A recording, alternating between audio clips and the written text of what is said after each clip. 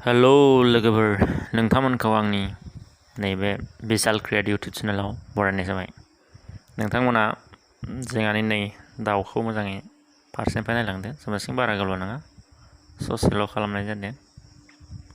जोंहानि दाउआ बेखिनियानो।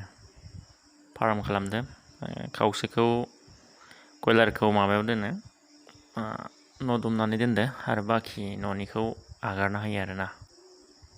बेबायदि नायलांबाय था, आदार होदो र' बेलासिनि टाइम पास।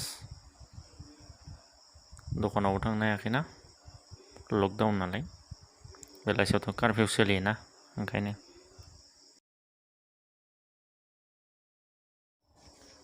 नोंथांमोना सोरबाफोर इउटुब चेनेलाव गोदान फैदोंब्ला नैबे आंनि चेनेलखौ साबस्क्राइब, लाइक, शेयार, कमेन्ट आरो बेल आइकनखौ थुनो दाबाव।